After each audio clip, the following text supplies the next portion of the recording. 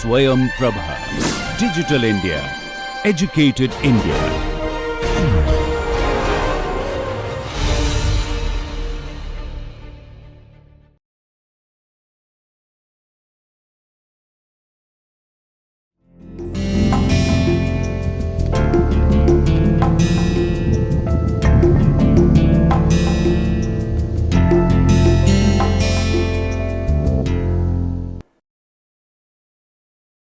Welcome to the fourth module of the lecture series on design of transmission elements.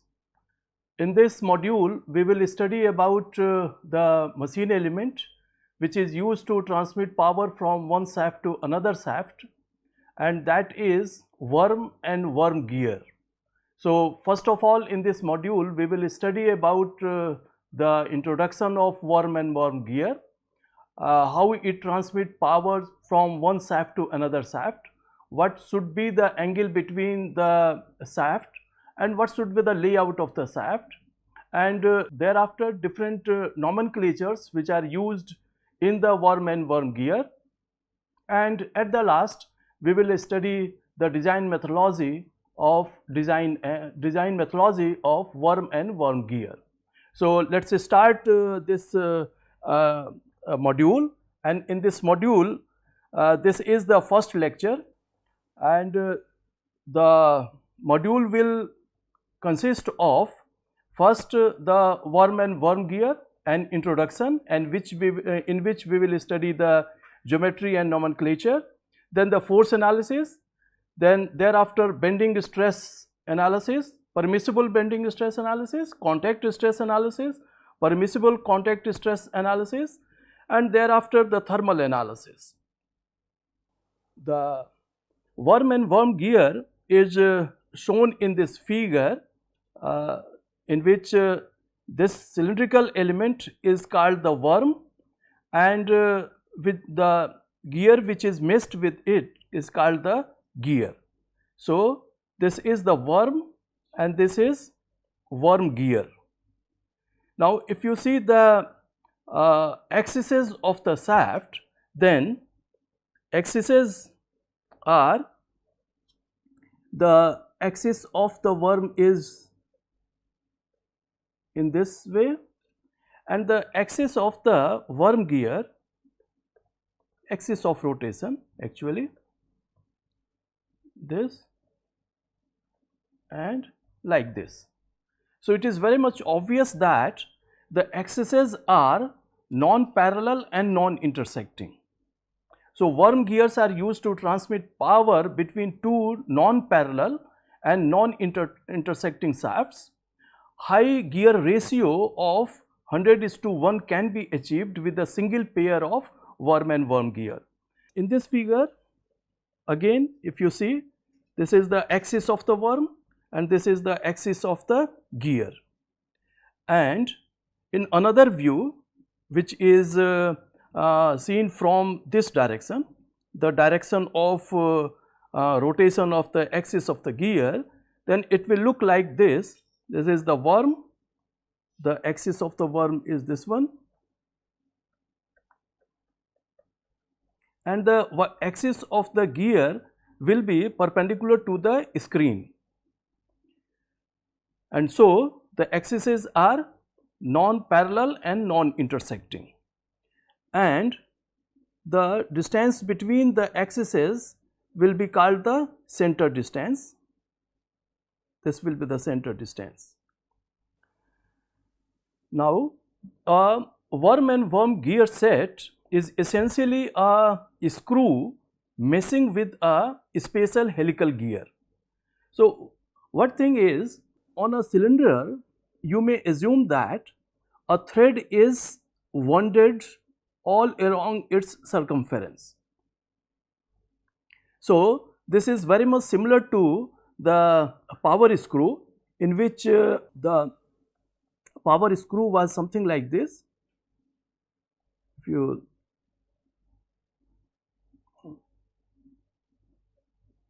just remember, the power screw is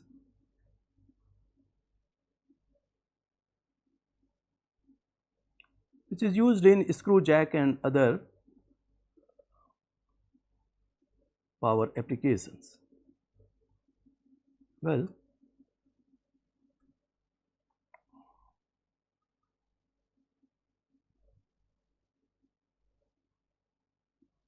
like this. So, a thread is wound all along the circumference of this cylinder.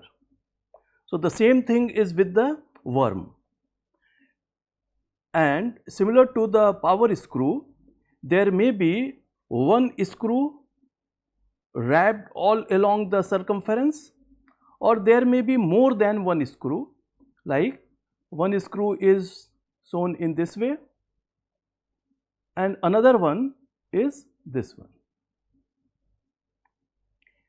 If I show it by different colors, then one of the screw is this one,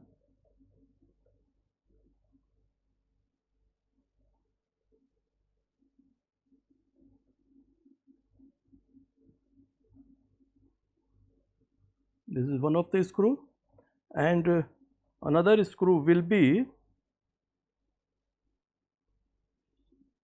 this one.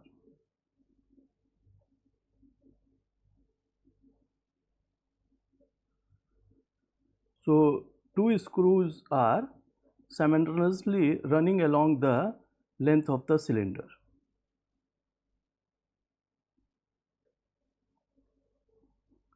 Well, like a screw, the worm can have one or more threads. The analysis of forces acting on a worm is essentially the same as for a screw. Two things immediately characterize worm gearing: large velocity ratios up to 300 or more and high sliding velocities. The high sliding velocity mean that heat generation and the power transmission efficiency are of greater concern than with other types of gears.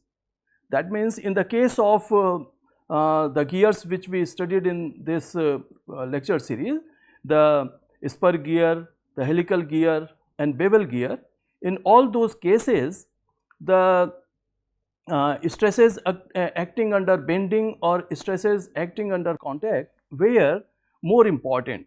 But in this case, as there will be more heat generation, so this will be more important in comparison to others. The worm shown has two threads here, but more than two may exist, up to 6 or more. The number of threads on the worm may be 6 or more than 6. In this figure, it is very much clear that how a thread is formed on the cylinder. You may say this is a cylinder, and on this cylinder, this is a thread, and this thread is wrapped all along it. Okay. So, in this case, there is only one thread which is wrapped, is the single start thread, and in this case two threads are there. One is shown in red color, another is shown in green color. So, you see simultaneously the two threads are moving, and so this is a double start thread, and this is the worm. This is also a worm. Now, two guidelines are there. The first is the single threaded worm gives large speed reduction, however the efficiency is low. That means for the case of single start thread, we get large speed reduction. The mechanical advantage will be more, however the efficiency will be low. And large velocity ratio which we obtain at the expense of efficiency. Multi-threaded worms gives high efficiency, however the speed reduction is low.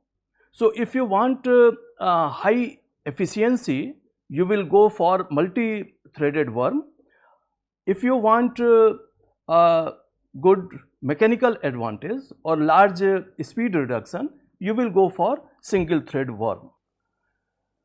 Now, worm meshing with a helical gear is shown in this figure. The meshing gear, this is a gear. This meshing gear is a helical gear.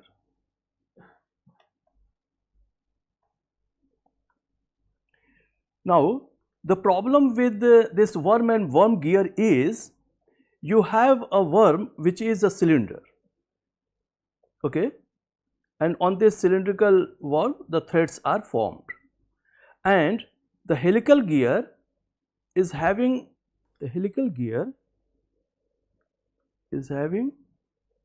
this type of contact. This is the flat one, okay. This is flat, and so you may say that this surface of the gear is parallel to the axis of the worm. This surface of the gear is parallel to this axis of worm, and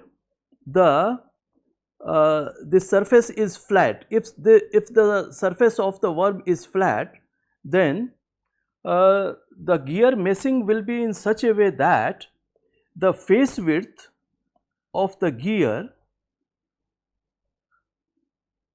which is flat, will touch the curved surface of the worm. Something, this type of thing will be there. This is the face width, this is the gear, like this. Now, if it is curved like this and the face width is flat, then there will not be a good contact between the worm and the worm gear. So, what we do is, either the worm is made like this, a curved,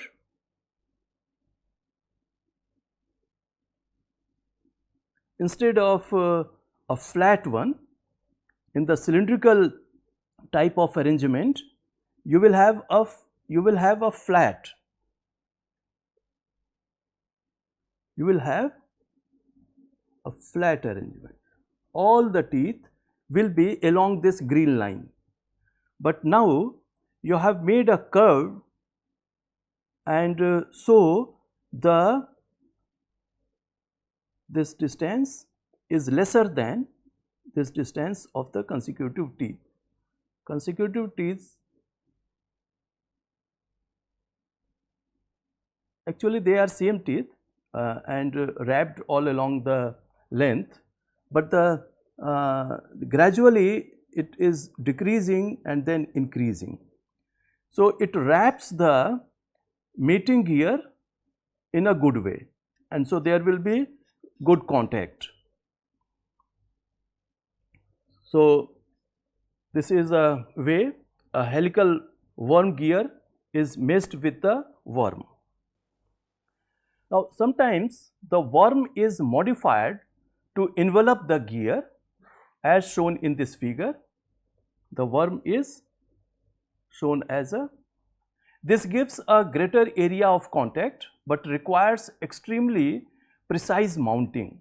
Note that the axial positioning of a conventional non-enveloping worm is not critical. A single enveloping worm gear drive, single enveloping worm gear is a set in which the gear wraps around or partially encloses the worm. This results in line contact between the threads of the worm and the teeth of the worm gear. In this case, you see the teeth of the your gear are not flat, but they are curved, because they have to mess with the curved worm teeth. Worm has a curved teeth like this. Now, suppose this is a flat, this is flat like this, then there will not be a good contact. But if it is made curved like this, then it will touch the surface.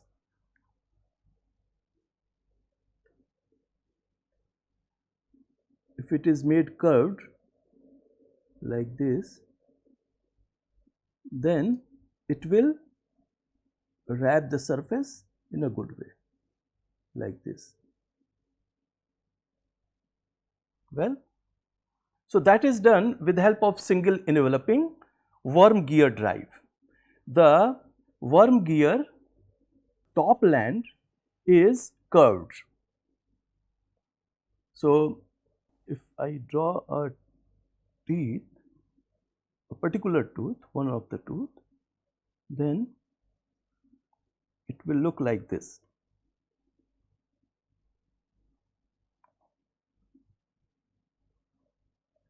Well, in the case of non-enveloping, this will be simply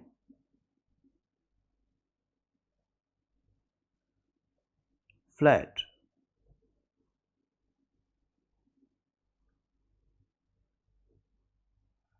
This is flat and this one is enveloping, curved, and that is shown here, the curved, and this is straight. So, the worm is straight and worm gear top land is curved. See here, the worm is having straight, but when you see the side view of the gear, then this has a curved surface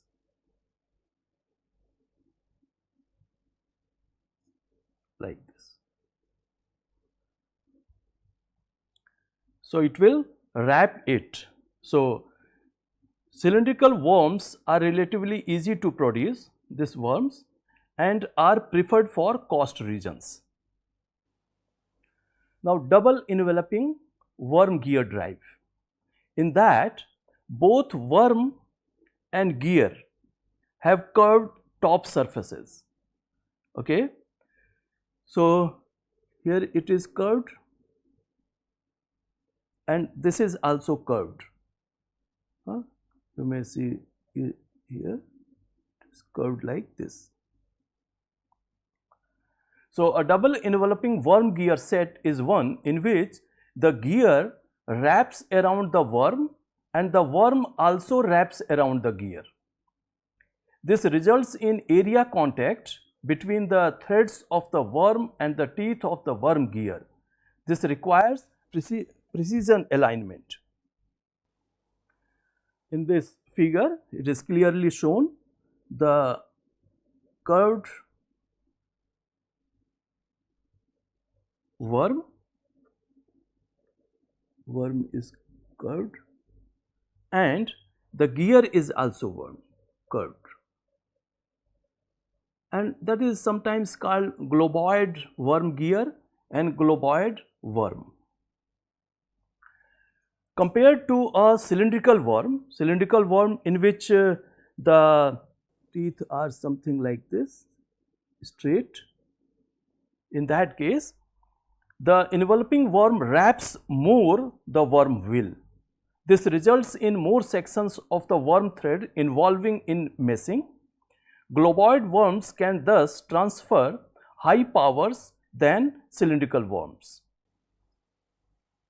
Now, four major areas of applications are there for worm and worm gear. The first one is manually operated intermittent mechanisms. In this, we need large mechanical advantage, and large mechanical advantage we get from single start thread. Single start thread on the worm. So, only one thread will run all along the length of the cylinder of the worm. Efficiency is the minor importance in these cases, and the examples are steering mechanisms, opening and closing of gate valves, by means of hand wheels. The second major application is the motorized operated intermittent mechanisms. A small capacity low cost motor drives the mechanism. The efficiency is of minor importance. In this case also efficiency is minor importance, so we will go for single start. The examples are drive for small hoists, opening and closing of large gate valves by means of electric motor. The next major application is motorized continuous operations. In these applications, worm gear drives are used in place of other gear drives due to space limitations and silent operation. The efficiency is more important. Now, when efficiency is more important, the meaning is we will go for multi-start thread.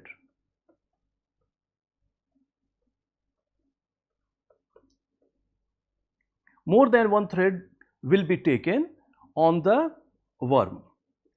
Multi-threaded worms are used. Machine tools and elevators are the major applications under this category. The next major application is the motorized speed increasing applications. Preferred due to high velocity ratio and silent operation. The efficiency is more important in this case also. Drives for automotive supercharger with 6-threaded worm having this lambda, we will study what it is. It is actually the lead angle of the worm, because the worm is just like a threaded element, and in the threaded element lead is an important thing, and from that the lead angle comes. Then the centrifugal cream charger are the major application areas under this category. Now, the terminology of worm gears, under that a pair of worm gears is specified and designated by 4 quantities in the following manner: either Z1, Z2, Q and M, or ZW. ZW are the number of thread on the worm. Now, number of thread on the worm means what is the number of start. If number of start is 1, then number of thread on the worm will be 1 and ZW will be equal to 1. Now, suppose number of start are 3, okay, then ZW, number of thread on the worm, will be 3. So, it will be ZW oblique ZG oblique Q oblique M, where Z1 or ZW are the number of starts on the worm, Z2 or ZG are the number of threads on the gear, okay, and Q is the diametral quotient, and it is defined by D1 divided by M, where D1 is the pitch circle diameter of the worm and M is the module.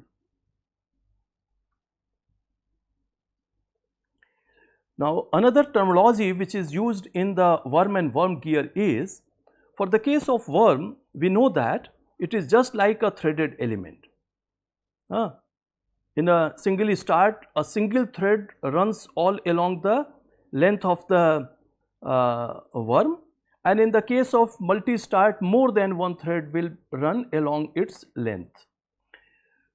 So, the axial pitch is of a worm is defined as the distance measured from a point on one thread. So, let that point on one thread is this one, to the corresponding point on the adjacent thread.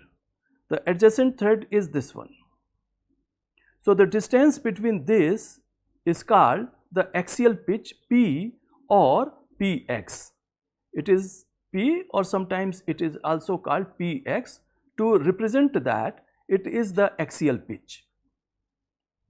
Now, lead of a worm is defined as the distance that a point on the helical profile will move when the worm is rotated through one revolution. That means just similar to a nut and bolt arrangement, let we have a let it is head of a bolt.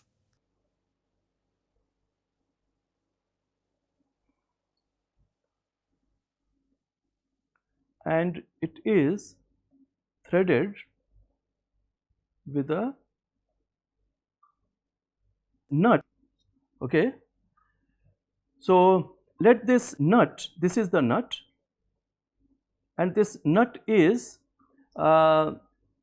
constrained to move by putting a finger around this nut, and this head of the bolt is given one revolution. So, the axial distance moved by this bolt is called the lead. In a similar way, you can say that if this nut is rotated one revolution, then the axial distance moved by this nut is called lead. So, here also a same terminology is there, because the thread is just like a screwed member in this nut and bolt. So, the distance that a point on a helical profile, this helical profile will move when the worm is rotated through one revolution. So, if one revolution is given, then what axial distance it is moving? For the case of single start thread, this lead L is given by pitch. So, this is the axial distance moved when single start thread is there, and so this is called the lead. For the case of multi-start, so if number of start is ZW, which is called the thread on the worm also, then lead is equal to number of start multiplied by axial pitch. So, if we see this 2 start thread, then in this 2 start thread, this is the pitch, distance between the two consecutive or corresponding point on the adjacent thread. So, as this worm is a 2 start worm, number of thread on the worm is 2, and so the lead L will be 2 times pitch, and that will be 2 times the corresponding distance between the adjacent thread. So adjacent thread will be taken as the next one. So, this will be the lead.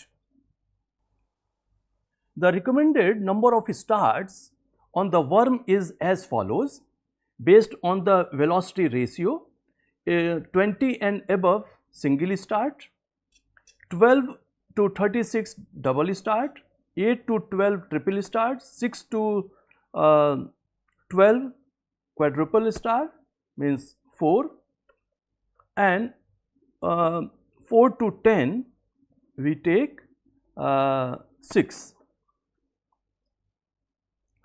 Now, for the case of the gear which is messed with the worm, the pitch circle diameter of that, means pitch circle diameter of the gear, which is also called D2, is equal to M, the module, multiplied by number of teeth on the gear. Okay. The axial pitch is given by pi d2 divided by z2. The meaning is, you see this z2, this m is your module, and module is given by d divided d pitch circle diameter divided by number of teeth on the gear. Okay, so for the case of your worm gear, that will be like this. Now, the circular pitch of the gear is given by P, and that is your pi d divided by z. Well, now it is said that the axial pitch Px of the worm should equal to the circular pitch, this circular pitch of the circular pitch or tangential pitch also, transverse pitch or tangential pitch for the case of helical gear of the worm gear.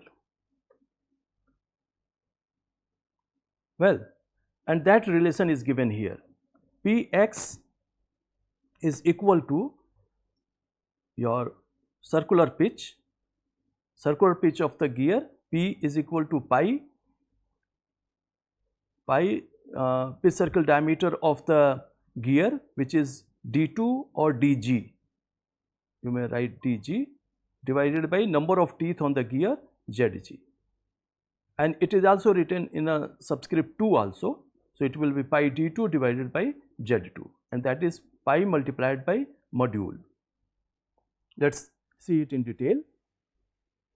In specifying the pitch of worm gears, it is customary to state the axial pitch Px of the worm. That means the worm is specified by its axial pitch, and the axial pitch will be the consecutive distance on the worm tooth profile. This is your P or Px. Okay, it is shown here also. Consecutive distance. Well, this is axial pitch Px. Okay, so other details are also given in this figure. Similar to the threaded element, there will be a root diameter, and this is the cylinder on which the thread is wrapped. The diameter of the cylinder on which the thread is wrapped for the case of worm, that is called the root diameter. Root diameter. And if you see the side view of this worm, it is shown here, and it is messed with a gear, and that gear is an enveloping type of gear, and therefore there is more surface contact between the worm and the gear.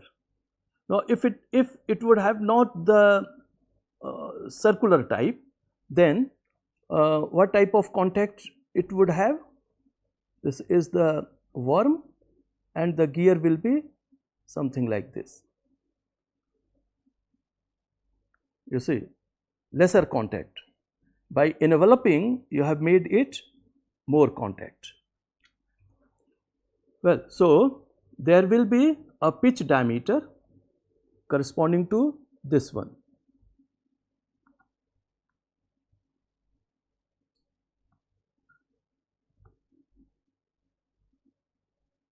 And the pitch diameter will be corresponding to this point where the thickness of the thread, like if the thread is something like this,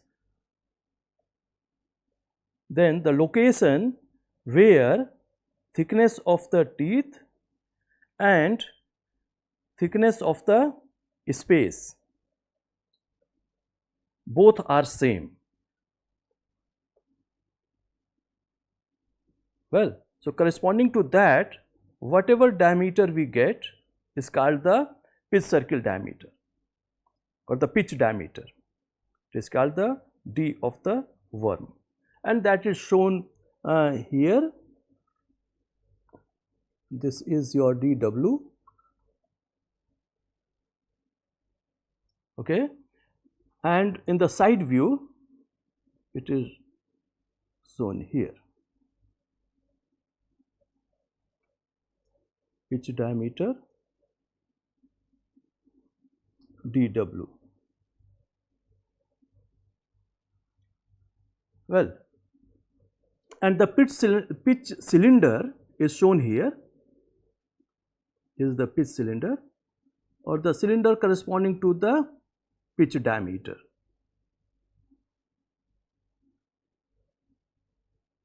And in this view, if you will see the thread, it will be inclined by certain angle.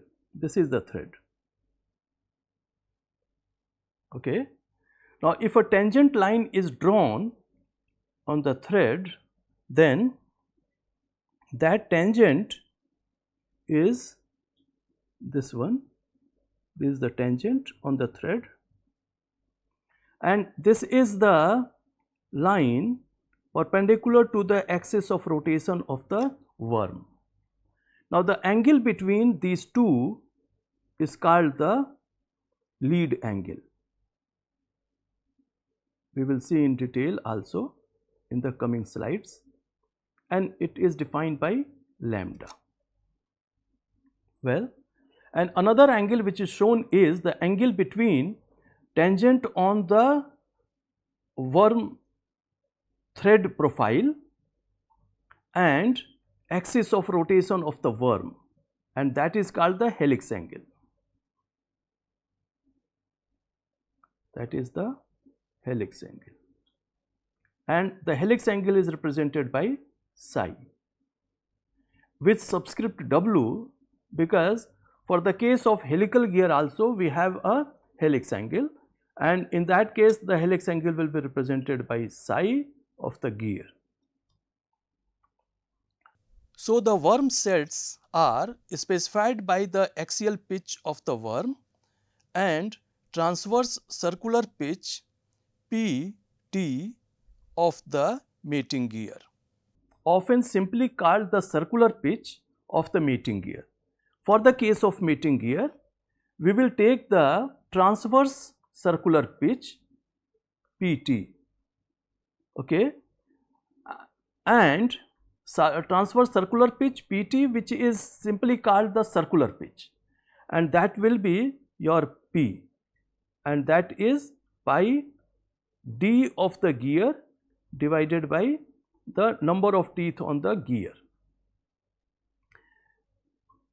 This is PT, because for the case of helical gear we know that there are two pitches when we see the gear tooth along the transverse plane and when we see it along the normal plane.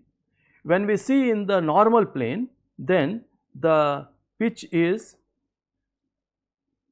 different, and that is called the normal pitch PN, normal pitch. So, for the case of helical gear there will be PN and PT, and so we are saying it the transverse circular pitch which specifies the worm gear.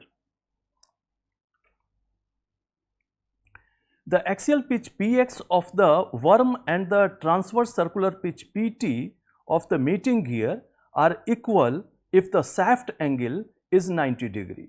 Shaft angle is 90 degree means the axis of rotation of the worm gear is this one, and axis of rotation of the worm is perpendicular to the screen, okay, in this particular figure, in this view.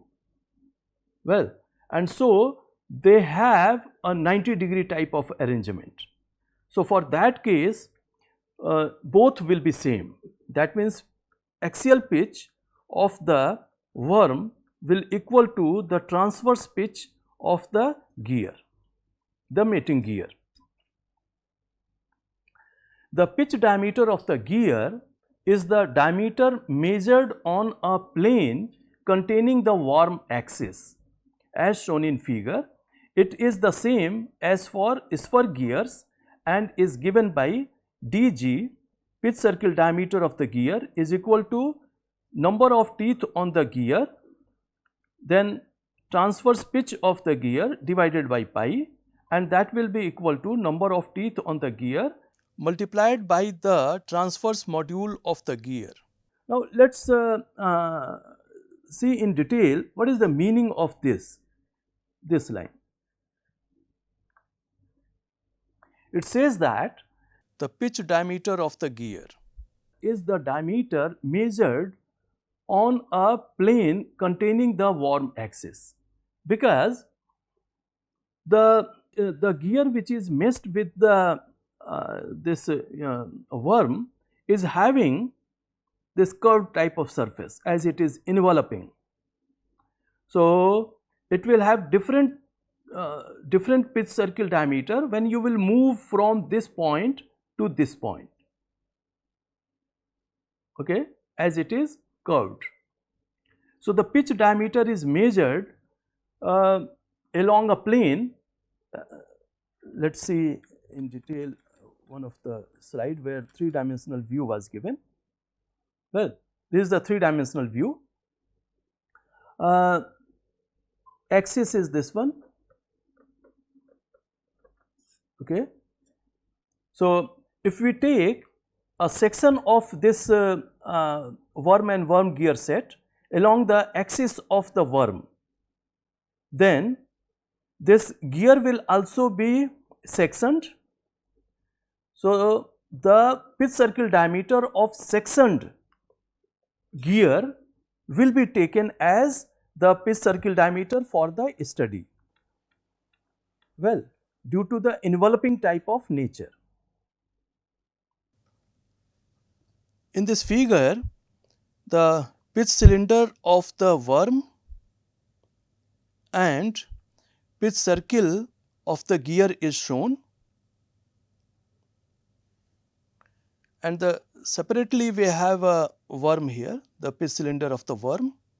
The gear teeth are inclined by an angle equal to gamma with the line which is normal to the axis of the rotation of the worm, and that is called the lead angle.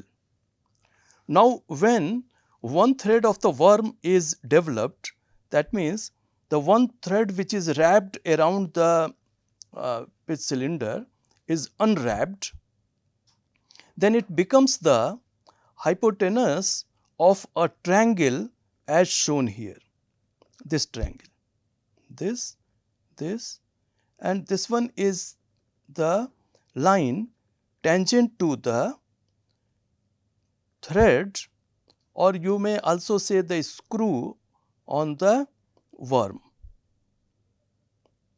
okay. So, when one rotation is given, then the thread length is this one, thread length of one revolution.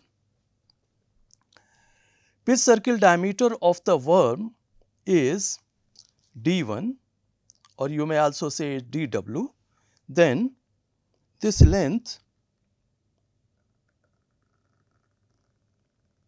will be pi d1 or pi dw, where dw is the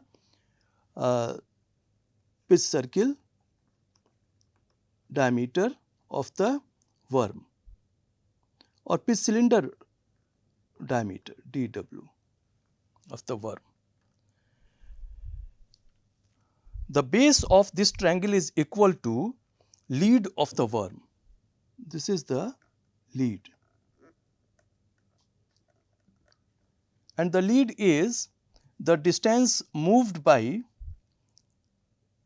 one consecutive point on the thread of the worm when one complete rotation is given to the worm, and that is equal to the axial pitch of the worm multiplied by the number of start or number of thread on the worm.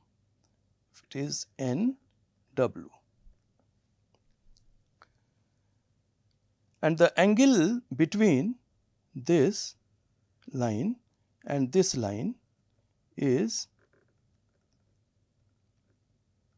lambda, and that is the lead angle, and this can be written in this way.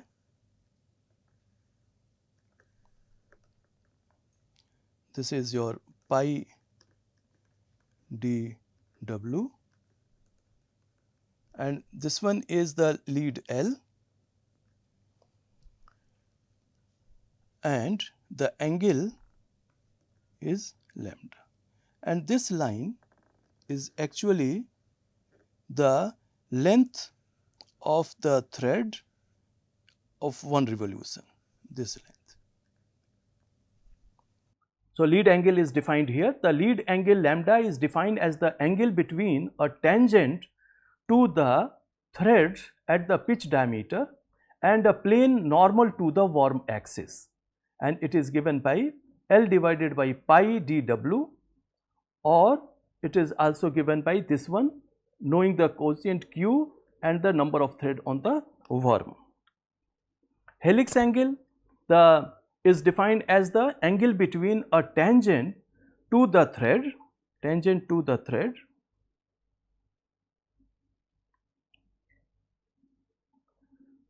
at the pitch circle or the pitch diameter and axis of the worm, Okay, this is the helix angle.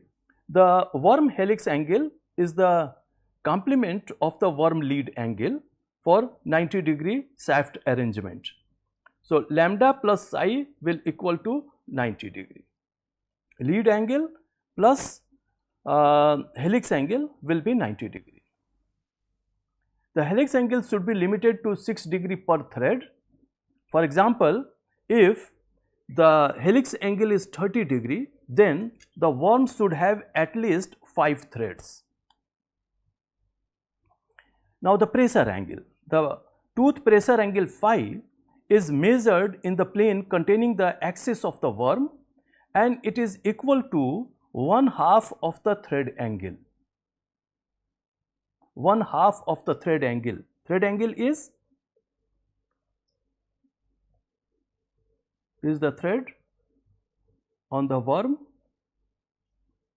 So, this angle is called the thread angle.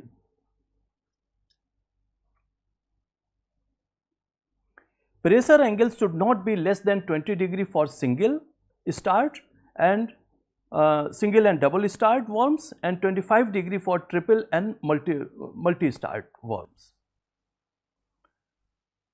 In this figure, again the lambda is the lead angle, L is the lead, one pitch diameter is dw, have the following relationship in connection with the screw threads. The lead is equal to px multiplied by zw, and the lead angle lambda is equal to L divided by pi dw. This is the figure which is used to determine the lead angle in the power screw case. In the power screw also this is given by the pi dm, which is the mean diameter of the thread, mean of the outside diameter and the root diameter in that case, but in our case it is the pi dw, the pitch diameter of the worm, and this is the lead. The pitch diameter of a worm is not a function of its number of thread. Here we have some different relationship. That means usually in the 3 gears which we studied, the spur gear, helical gear and bevel gear, there were a relationship between number of revolution, means ng divided by n of the pinion was given by the your inverse of the pitch diameters. That means pitch diameter of the pinion divided by pitch diameter of the gear, and that was also given by the number of teeth on the pinion divided by number of teeth on the gear. So there were relationship between pitch diameter and the number of thread, pitch diameter and the velocity ratio. But in the case of worm gear, the pitch diameter of the worm is not a function of the number of thread.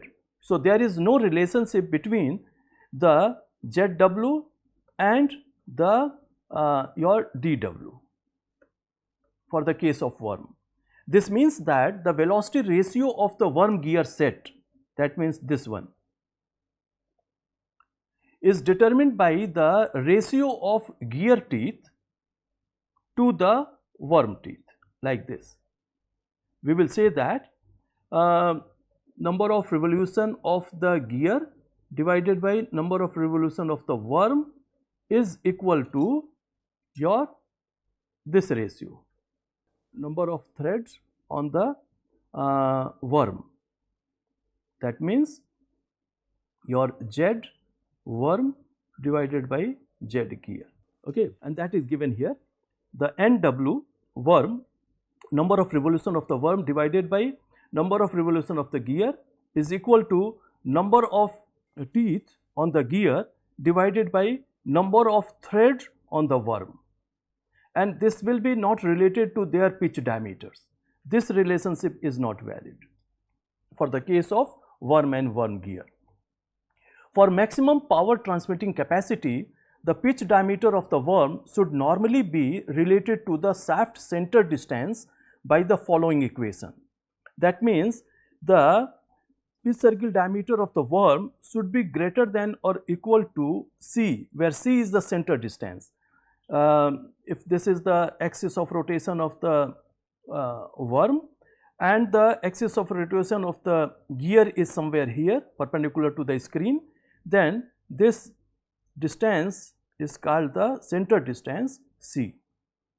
So C to the power 0.875 divided by 3, but it should be less than or equal to C to the power 0.875 divided by 1.7. These proportions appear to result in optimum power capacity of the gear set. Now the advantages of worm and worm gear. The most important characteristic of worm gear drives is their high speed reduction. A speed reduction of 100:1 can be obtained with a single pair of worm gears. The worm gear drives are compact with small overall dimensions compared to equivalent spur or helical gear drives having same speed reduction. Provisions can be made for self-locking operation where the motion is transmitted only from the worm to the worm gear wheel, because we have seen that the worm is just like a power screw or the threaded element, and there is lot of friction and therefore heat was generating.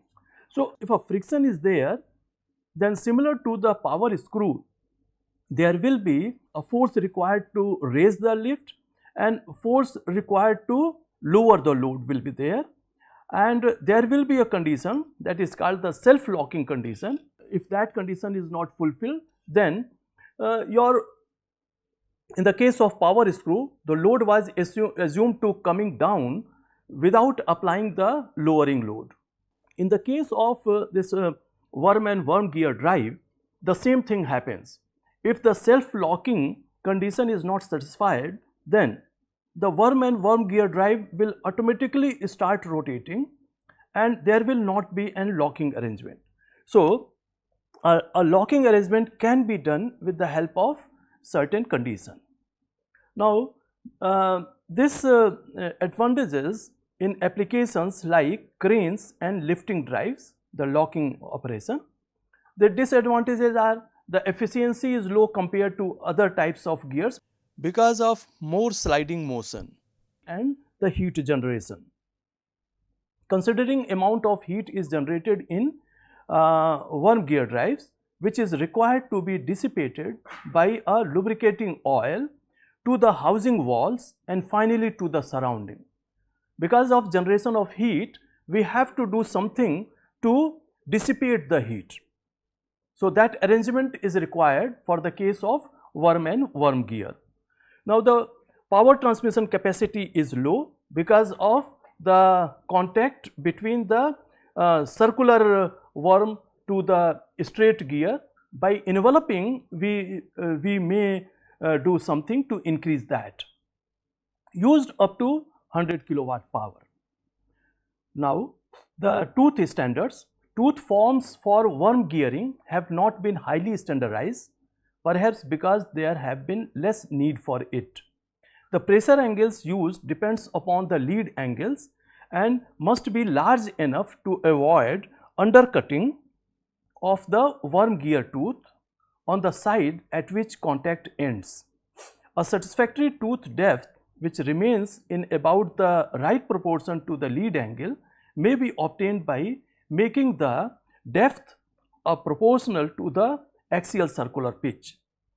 The table summarizes what may be regarded as good practice for pressure angle and the tooth depth. The table 4.1 gives us for different values of lead angle or a range of lead angles, what should be the pressure angle and the addendum and the dedendum. Addendum may also be called the HA and the dedendum HF. So, for the range of lead angle 0 to 15, the pressure angle may be 14.5 and the addendum 0.3683 times the axial pitch and dedendum also 0.3683 times the axial pitch. For the case of lead angle in the range of 40 to 45, the pressure angle should be 30 and the addendum will be lesser of length. It is 0.2228 px in comparison to the lead angle range of 0 to 15. And dedendum is also of smaller size, 0.2578 multiplied by px. Now, the next thing which we will study after studying all about the terminologies is the force analysis. That means what forces acts when a worm transmits power to the gear or the gear transmit power to the worm. In the most of the cases, worm transfers power to the gear. So there will be similar to the cases of spur gear, helical gear and bevel gear, the transmitted force tangential to the pitch circles and the radial force acting towards the center and axial force along the axis. So in our next class we will study how to determine these forces. In the case of worm and worm gear, the heat generation is also one of the important factor.